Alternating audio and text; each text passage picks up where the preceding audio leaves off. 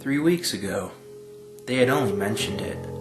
One little attack on a little old lady wasn't worth 10 seconds on the national news. The only reason it made it was the odd, cannibalistic aspect of the attack. It wasn't just one attack, though. By the week's end, he was 19. By the next day, he was 34. Each day was like this. The numbers grew exponentially. Then they stopped. No reports on any deaths, only specialists trying to brush away any worries the public had. They used large words and spoke confidently, and most people believed them. The numbers had to have been climbing, but no one seemed to worry. The everyday news, every talk show ended with a few minutes of a PhD talking about this or that. Mass hysteria, they said. Satanic cults, they said. Even I fell into a catatonic state from this false security. Everything was fine. If it weren't, wouldn't the government be doing something? It wasn't until I saw one at school that I found out how big a problem it had become. Its skin, tainted silky green like a seafoam green Crayola marker, was missing chunks or strips. I could see muscle,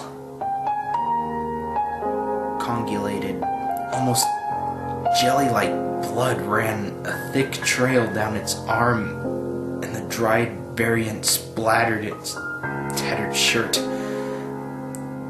It was out in the yard, moving at a slow, shambling rate.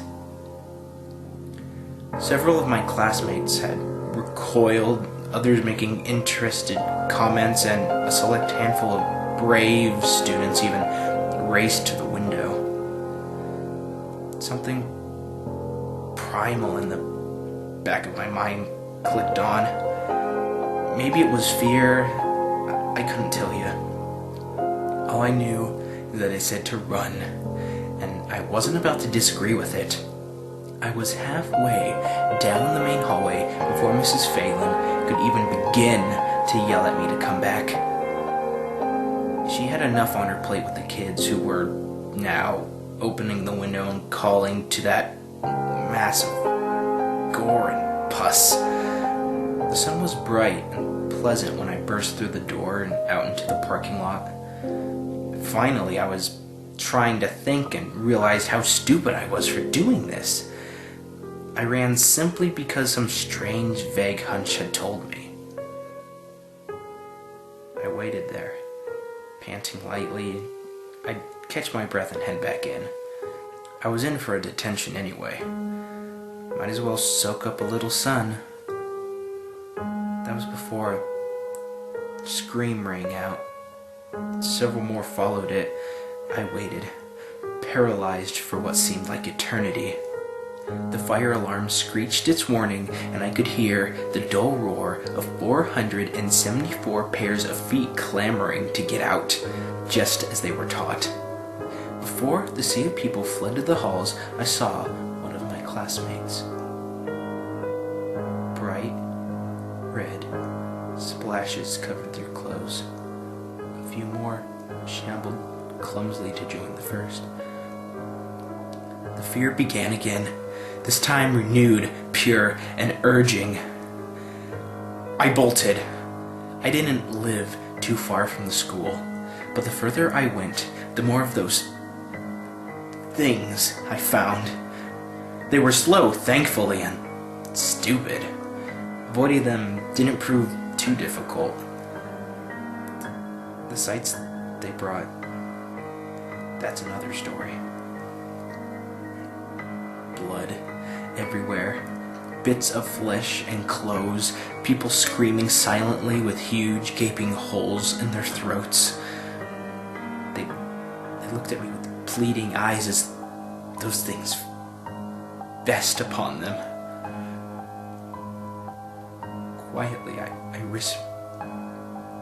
Quietly, I whispered a prayer for them. God help them. I rounded a corner, my feet hitting the sidewalk hard. My legs ached and my lungs held the start of pain. I stopped only a moment, but even that was too short. It caught my eye already. One of those things, it was a monster really, had my mother in its arms. She watched me with wide eyes, scared like a deer's. She tried to call out to me. I lunged forward and clawed at the thing. I pulled and tore at it like a wild animal. I don't remember I don't remember when it sunk its teeth into me, but I know it did. The pain was white hot and spread like fire up my arm and through my body. I collapsed. The creature bit more at me, teeth ripping away at my side, my legs. The fire rippled with each bite.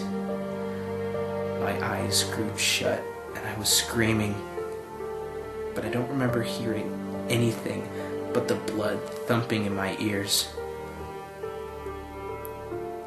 The bites became more infrequent, and the hand with the first bite turned cold and numb.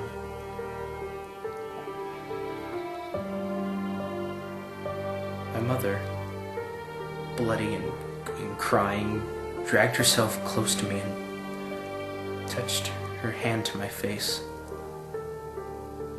I couldn't feel it.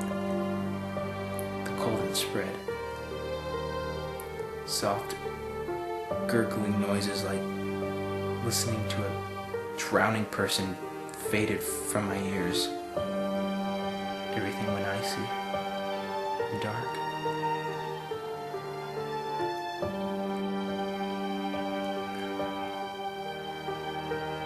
It's a wonder how much you retain once you become one of those monsters.